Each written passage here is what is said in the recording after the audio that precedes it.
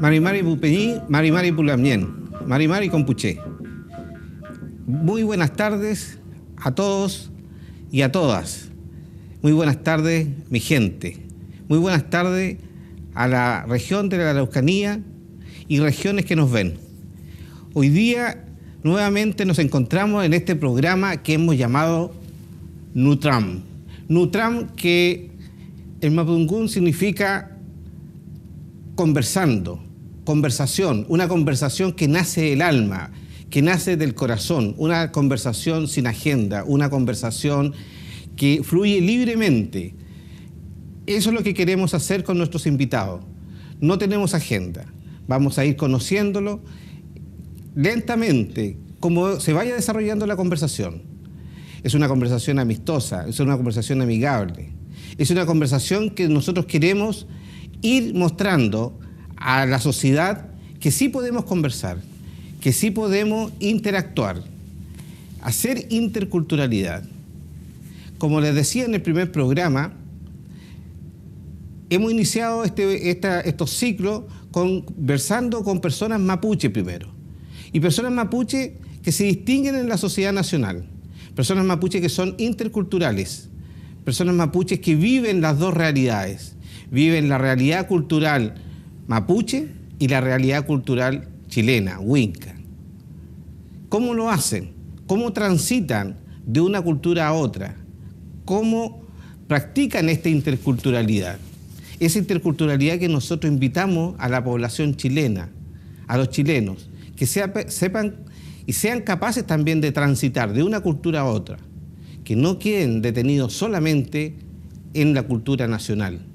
En un mundo globalizado necesitamos ser interculturales. En un mundo globalizado necesitamos interactuar y saber hacerlo. Hoy día nuestro invitado especial es el conocido periodista, escritor, conductor de televisión, director de su propio medio de comunicación, Pedro Cayuqueo Millaqueo. Bienvenido, Pedro, a nuestro programa de conversación. Gracias, Peñugo. Encantado. Qué bueno tenerte aquí, Pedro, porque efectivamente tú eres una persona muy conocida en las redes, muy conocido por tus libros, muchísima gente te sigue y quisiéramos saber un poco más de ti. ¿Qué hay detrás de este escritor? ¿Qué hay detrás de este conductor de televisión? ¿Qué hay detrás de este director de medios? Eres multifacético, eres una persona que está muy presente en las redes. Tengo entendido que incluso durante el año 2014 fuiste considerado la persona con más influencia en Twitter a nivel regional, ¿no? Muchos méritos, muchas actividades. ¿Y quién es Pedro Cayuqueo? Bueno, Pedro Cayuqueo es un profesional mapuche, es un profesional indígena. Soy de la zona de Entre Ríos, Ragnintuleufu, aquí muy cerca de Nueva Imperial. De ahí es la zona de mi madre, la señora Jacinta, que nos crió a mí y a mis hermanas bajo una disciplina bastante especial. Ella nos inculcó de muy pequeños el rigor del trabajo y también la disciplina del estudio, la lectura. Y creo en verdad que mucho se lo debo a ella, a mi madre, que fue la que me inculcó esta pasión también por escribir, por leer, por contar historias, por también escudriñar un poco en aquellas cosas que a veces no son propias de la curiosidad de un niño, pero que en el caso particular mío sí me llamaba mucho la atención. Otras culturas, otras vivencias. De chico fui muy curioso y creo que eso es lo que he plasmado en mis textos, en mis artículos y también en mi trayectoria. Soy de linaje materno de la zona de Entre Ríos y de linaje paterno soy de la zona de Codigüe. Esto es yendo camino a Carahue, Imperial Carahue, subiendo hacia Villa La Araucaria. Ahí está Codigüe, ese es el linaje de mi padre, con quien comparto el mismo nombre. Mi padre igual se llamaba Pedro Cayuqueo Huechucoy, y yo me llamo Pedro Cayuqueo Millaqueo. Y mi madre es Jacinta Millaqueo Mariqueo. O sea, el mapuchómetro 100% por parte de madre y por parte de padre. Sí, ya hemos hablado del famoso mapuchómetro, que quedó guardado ya en el museo a partir del año 2008, ¿no es cierto?, con el convenio 169, ¿no?, donde en su artículo primero habla ya de la autoidentificación y por tanto el mapuchómetro ahora queda guardado porque es la autoidentificación lo que finalmente identifica a quien se siente y quien quiere vivir como mapuche. Tú hablas de tus orígenes y tengo entendido que tú estás involucrado también con tu comunidad de origen, es decir, tú no eres solamente un mapuche urbano, sino que tú sigues viviendo ambas culturas. Yo creo que la realidad de casi todos los mapuches que vivimos en la ciudad está conectada con el campo. Está conectada porque provenimos de comunidades rurales, de reducciones en este caso. La mayoría tenemos vínculos familiares potentes con las comunidades de origen. Mis abuelos fueron del campo, ya fallecidos para ambos lados, digamos, están fallecidos mis abuelos, pero ellos fueron miembros activos de la comunidad. Mi abuelo fue con la comunidad, mi bisabuelo materno, el título de merced de la comunidad está su nombre. Entonces, uno difícilmente se desconecta de ese mundo original.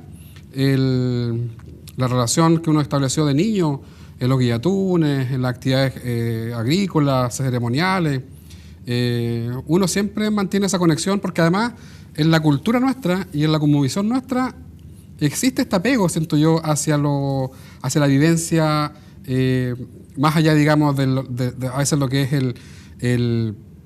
la atención de vivir en la ciudad. Temuco es una ciudad pequeña, yo vivo en Temuco y no es, digamos, una gran metrópoli, pero aún así uno a veces siente la necesidad de escaparse hacia espacios donde la naturaleza puede conversar más cotidianamente con uno mismo. Mi vivencia mapuche rural la tengo muy marcada desde niño y así he intentado nunca perder ese vínculo.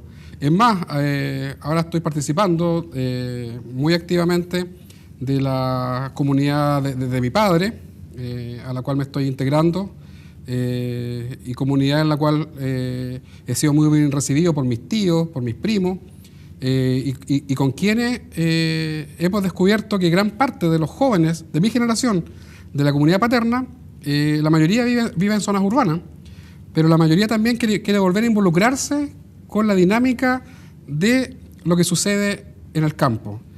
Y tanto por esta búsqueda que te comentaba de una vivencia distinta, como también porque si hay algo que es potente y que yo siento que cualquier mapuche de una u otra forma lo manifiesta, es el peso de la identidad. O sea, yo encuentro muy difícil, Hugo, que un mapuche de apellido mapuche, de vivencia mapuche, su infancia, reniegue de su identidad.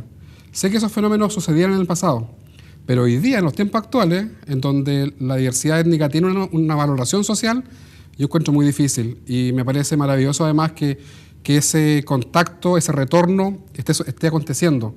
No solamente en los que estamos acá en la zona sur, en zonas urbanas, sino que también está sucediendo a nivel metropolitano en Santiago, donde tú sabes muy bien está gran parte de la población mapuche. Sí, tú has dicho un par de cosas que a mí me parecen interesantes.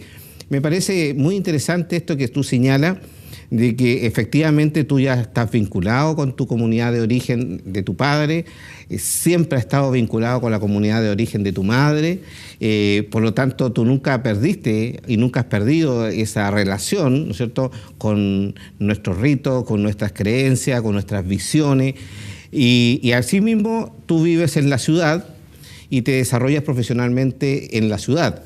Y tecnológicamente lo haces muy bien porque eres un gran tuitero, digamos.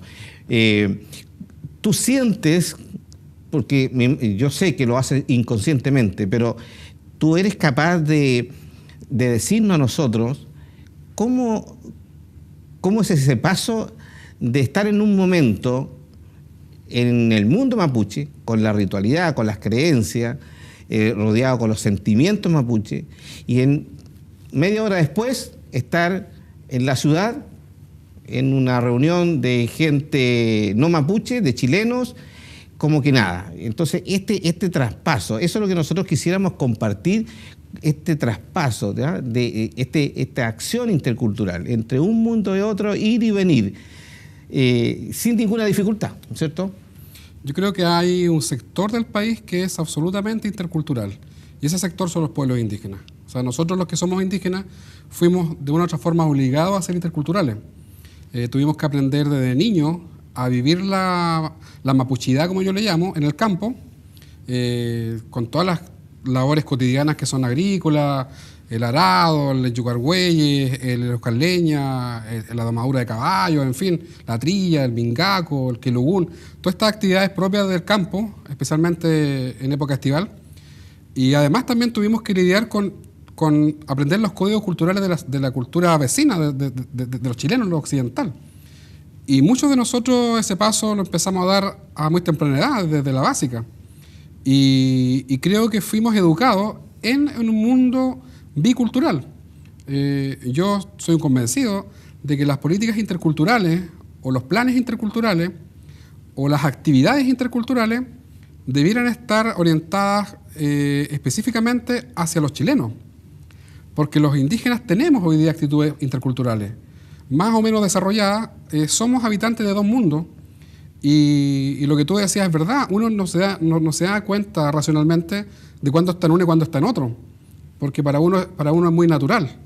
Sin embargo, quien carece de aptitudes interculturales, y tengo la impresión de porque nunca le han enseñado, ahí, digamos, le otorgo el beneficio de la duda a los chilenos, son precisamente nuestros vecinos, la gente no indígena que habita esta región, descendientes de colonos, chilenos que están avecindados acá, y que con dificultad logran entender la forma que tienen los mapuches de ver el mundo, que es una forma por lo demás muy bella.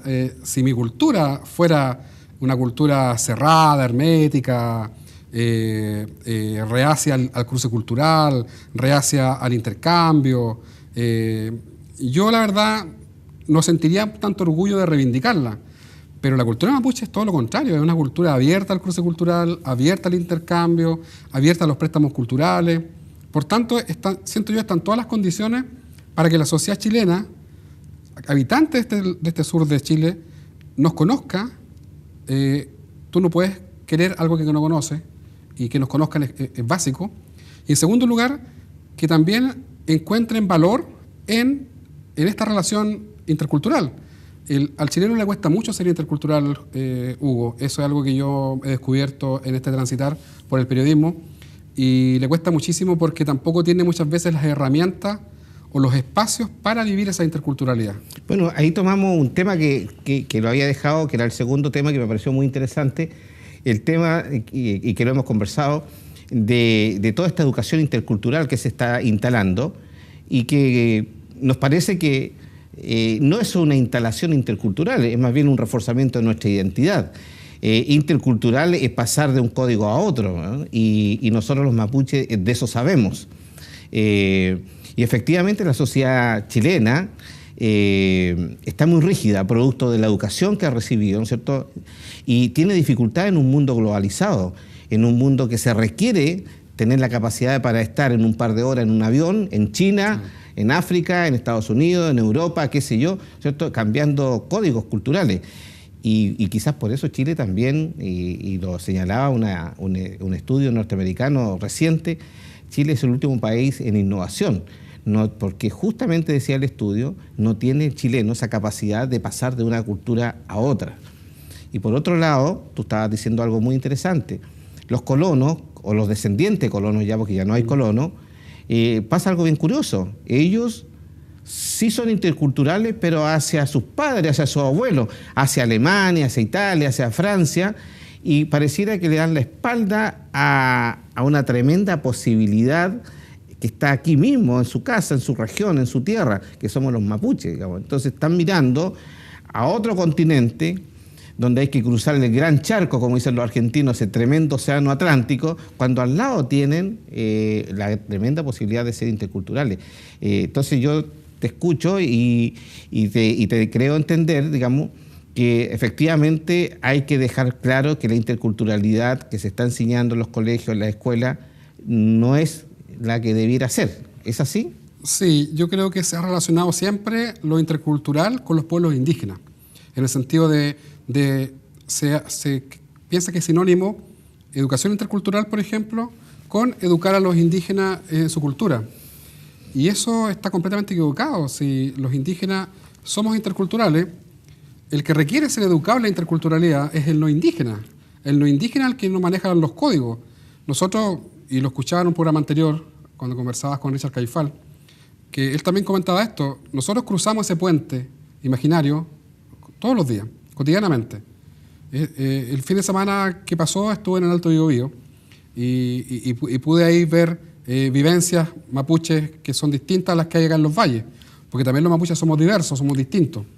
No somos un pueblo homogéneo como muchos creen, y ese pensar que somos homogéneos igual hace que se cometan tantos errores en política pública, en la academia, en fin. En la relación con nosotros. Claro, porque nos meten en un molde como si los mapuches fuéramos todos iguales, y después a todos los pueblos indígenas como si fuéramos todos iguales. Y Chile es un país el más largo del mundo, las diferencias geográficas son radicalmente opuestas entre los andinos, los mapuches del sur, los cahuáscar en la zona austral, los Rapa Nui, que están a 6.000 kilómetros del continente, en fin. El estar en el Alto Biobío el fin de semana me permite dar cuenta de algo, de que en el caso indígena en particular, lo que nosotros exigimos quizás con mucha fuerza, y no ha sido bien entendido, es el reconocimiento de lo que somos. Nosotros somos una cultura, tenemos una identidad que no le hace daño a nadie, por lo demás, como identidad y como cultura, que es abierta, lo decía hace un rato, al intercambio, al cruce, a la convivencia respetuosa, y quizás lo que se requiere es que a nosotros se nos reconozca lo que somos, y que al chileno, que carece de aptitudes para convivir con lo diferente, se le enseña a convivir con lo diferente. Justamente. Porque nosotros perfectamente podemos ser lo que somos, pero vamos a tener constantemente un vecino malhumorado, un vecino conflictivo, que va a estar siempre fijándose en lo que hacemos o lo que no hacemos. Tú lo puedes ver cuando se dan casos, por ejemplo, como la entrega de tierra. Tú has escuchado muchas veces este comentario de que se le entregan tierra a los mapuches y después esos mapuches instalan ahí un centro de guillatún o de palín y lo usan para jugar al hockey mapuche o lo usan para ceremonias. Y no para producir. Y al chileno le parece tan extraño, le parece como que hay flojera, como que aquí la tierra está abandonada. Ese ejemplo, Hugo, es un ejemplo clarísimo de dos paradigmas culturales distintos que no están dialogando. Porque el mapuche tiene todo el derecho, según su cosmovisión, según su forma de ver el mundo, de hacer con ese pedazo de tierra lo que se le plazca. Así como nosotros permitimos que tanto colonias árabes, colonias judías, colonias palestinas, en fin, tengan sus centros culturales palestinos, tengan sus centros deportivos, tienen hasta equipos de fútbol en Chile. Y tienen sus ceremonias, su forma de casarse, sus comidas, sus fiestas anuales. La iglesia luterana, la iglesia anglicana, etcétera, claro, justamente. Entonces, la convivencia intercultural trata de eso, trata de cómo logramos que en un mismo territorio, en un mismo marco estatal incluso, culturas distintas puedan convivir. Y la modernidad, hoy día, trata de eso, Hugo. La modernidad trata de la convivencia interétnica respetuosa. Chile gusta mucho compararse con países del grupo OCDE o bien de economías desarrolladas. Y Chile está muy lejos de los estándares de convivencia que tienen esos países. El multiculturalismo en Chile está en pañales. ¿Para qué hablar de interculturalidad, que es un concepto distinto y mucho más profundo? La plurinacionalidad, entender el Estado como estructura, ya no referido a una sola nación, que es la chilena desde el siglo XIX, sino referido a 9 naciones más, porque acá no solamente hay mapuche. Entonces, el avanzar en esos conceptos cuesta muchísimo, y más aún cuando se elimina el ramo de educación cívica en los colegios, entonces comprenderás tú lo titánico que resulta hablarle a un chileno común y corriente de estos temas. Sí, de todas formas, mira, yo quisiera llegar a un tema que me parece bien importante sobre el conocimiento que tú tienes de las realidades de otros países. A ti te ha tocado viajar mucho, tú has viajado mucho, te invitan permanentemente a seminarios, dictar clases, etcétera. Pero yo quisiera volver un poquito más a Pedro Cayuqueo y saber por qué estudiaste en la universidad una profesión, eres talentoso, nadie lo duda, y decidiste que tu tema fuese el tema mapuche o el tema de los pueblos indígenas. Y así lo has hecho como periodista, lo has hecho tanto en tus libros como escritor, lo has hecho ahora como conductor de televisión. ¿Cuál es la motivación que te lleva a centrar tus talentos, tu dedicación, tu tiempo, tu energía en esta cosa que es un tanto difícil en Chile?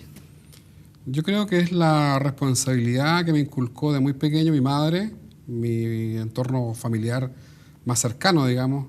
Nosotros, por la muerte de mi padre, cuando era muy joven él, y yo era una guagua, nos criamos con mi madre. Por eso las referencias siempre son con mi familia por parte de mamá, digamos, con los millaqueos. Ah, mira, ya. Eso es algo que mucha gente desconoce. Mi padre falleció en dictadura cuando yo tenía 5 años. Entonces, la relación de mi crianza, se puede decir, siempre está vinculada a mi lado millaqueo. Ya. Acá en la zona de Entre Ríos, una zona más muy linda del territorio mapuche. Mi abuelo fue dirigente de la comunidad y tuve tíos también que fueron dirigentes de la comunidad.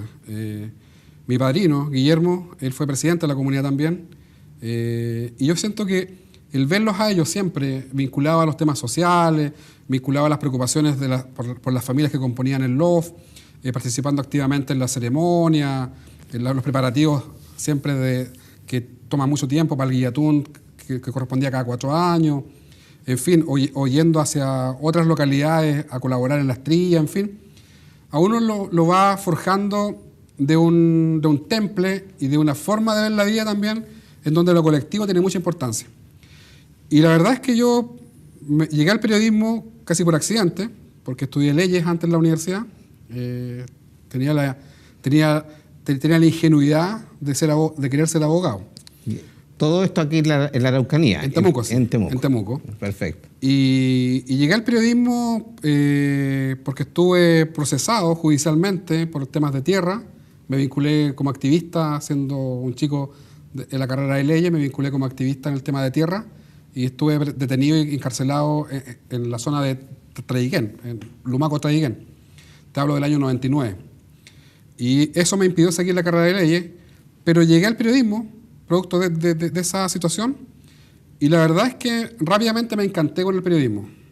Me encanté porque tenía aptitudes, de muy pequeño venía escribiendo, me gustaba mucho leer y escribir.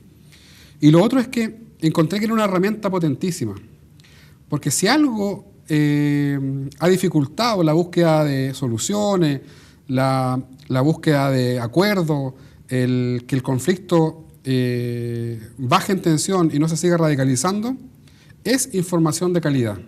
Información de calidad respecto a lo que está pasando en la zona sur.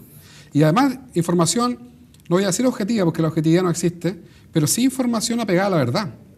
Y en el tema mapuche se han dicho demasiadas cosas que son falsedades. Y la prensa en particular viene siendo hace muchos años, décadas, parte del problema y no de la solución. Con esta estigmatización que hay tan radical. Porque cuando yo estudiaba periodismo en la UFRO, tú podías encontrar el tema mapuche vinculado a solamente 2 secciones del diario. La sección policial, con los mapuches calificados constantemente como terroristas o violentistas, y la segunda forma en que aparecen en los diarios era en la nota curiosa, el merquén más picante de Purén, o el cochayuyo de Puerto Saavedra, o esta imagen caricaturesca de los mapuches como folclore. Y fíjate que yo pensaba y decía, ¿por qué no estamos en sociedad? ¿Por qué no estamos en economía? ¿Por qué no estamos en la sección del deporte del diario? ¿Por qué no estamos en la sección ciencia? Si también tenemos ciencia en los mapuches. ¿Por qué no estamos en la sección internacional? Tenemos mapuches en Argentina, hay una población gigantesca de mapuches allá, porque somos un pueblo que está en ambos estados. Entonces, encontré que había mucho que hacer en el periodismo. Soy apasionado en lo que hago, siempre me comprometo al máximo en lo que hago y eso me lleva, digamos, después también a conquistar ciertos espacios. Pero tú te iniciaste siendo alumno en este tipo de periodismo o egresaste. Pero tengo entendido que también como estudiante participaste también como dirigente, como un activo alumno en procura de ciertos derechos que no tenías, ¿no? Sí, yo la verdad desde muy joven comencé a vincularme al activismo social. Como te digo, es parte casi de una herencia familiar. Era imposible verme no participando en cosas que involucraran a mi comunidad o involucraran a mi colectivo más inmediato. Fui dirigente estudiantil en la Católica, en leyes, de los estudiantes mapuche en ese tiempo, y también después fui dirigente de un hogar estudiantil mapuche acá en Temuco, el hogar que hoy día se llama Pelontúe, pero que cuando lo fundamos en el 97, participé junto a una gran cantidad de otros hermanos mapuche de universidades como la Católica, la UFRO, la Mayor en ese tiempo, que no teníamos dónde vivir en Temuco. La beca indígena alcanzaba solamente para pagar aranceles, y decidimos el año 97, decidieron un grupo de estudiantes, a los cuales me sumé posteriormente, ocupar un recinto abandonado de INDAP acá en Temuco, aledaño a la UFRO, que es el actual hogar Pelontúe. Y me correspondió ser presidente de ese hogar en 3 periodos de mi carrera estudiantil. Fui dirigente por 3 años de ese hogar, en donde conocí a muchos profesionales mapuches que hoy día son también destacados en muchos ámbitos. Entonces, estoy entendiendo que no existían hogares para jóvenes mapuche en Temuco antes de este... No, lo que existían eran residencias donde los mismos chicos se pagaban pagaban la pensión. Pero fíjate los errores de la ley indígena. La ley indígena nunca contempló, aparte de la beca indígena, nunca contempló que los estudiantes mapuches que accedían a la educación superior, que eran del campo, tenían que dormir en algún lado en la ciudad. Sí, y no tienen redes, no tienen familiares, y alguna parte tenía que ser... Entonces, claro, ahí ya nosotros, ya siendo jóvenes estudiantes, hacíamos una crítica feroz a la ley indígena y a cómo se estaba mirando el tema mapuche. Porque efectivamente te encontrabas con la paradoja de que había chicos que con mucha meritocracia, con mucho esfuerzo, saliendo de comunas muy pobres, con educación no de muy buena calidad, que llegaban a la universidad porque daban la prueba y les iba muy bien, y que se encontraban con el gran problema de que no tenían lugar donde vivir en la ciudad. Y eso llevó a que los estudiantes mapuches se organizaran. Yo fui parte de ese proceso y nos llevó a movilizarnos y a luchar por conquistar espacios en la ciudad. No fue fácil. Tuvimos episodios de represión, fuimos varias veces desalojados del recinto, pero somos un pueblo digno, somos un pueblo porfiado, y nosotros cada tanto volvíamos y defendimos ese espacio, y hoy con orgullo puedo decir que en Temuco hay alrededor de media docena de hogares estudiantiles, todos conquistados por los estudiantes, con apoyo estatal hoy día, como corresponde, y en donde se están formando decenas, cientos de futuros profesionales mapuches. Sí, lo que tú señalas a mí me parece notable, cómo desde los propios jóvenes mapuches plantean, ¿no es cierto?, su necesidad, pelean por su necesidad, la logran finalmente. Eso es notable, y la verdad es que eso ha permitido también, como dices tú, que una enorme cantidad de jóvenes hoy día son profesionales. Lo estamos viendo en la Corporación de Profesionales Mapuche Nama, que efectivamente todos tienen historias bastante difíciles en cuanto al esfuerzo que significó ser profesionales. Y hoy día estamos hablando de cerca de 135.000 profesionales mapuche en Chile, que es una cantidad importante. Estamos hablando de cerca de 240.000 estudiantes de enseñanza superior que se identifican como mapuche. Y estamos hablando también que hay universidades como la Universidad Santo Tomás, que declara tener más de 40% de los estudiantes mapuche, la Católica, que habla del 30 y tanto por ciento, la UFRO, que habla de un 20 y tanto por ciento, la Mayor, que habla de otro 20 y tanto por ciento. Sí, hay una corriente enorme de jóvenes que hoy día están estudiando, van a ser profesionales, y en gran medida ha sido también gracias a esta pelea que hubo que dar en algún momento para algo tan obvio como eran los hogares de estudiantes. Bueno, nos pilla el tiempo, vamos a hacer una pausa comercial y volvemos con Pedro Cayuqueo Millaqueo.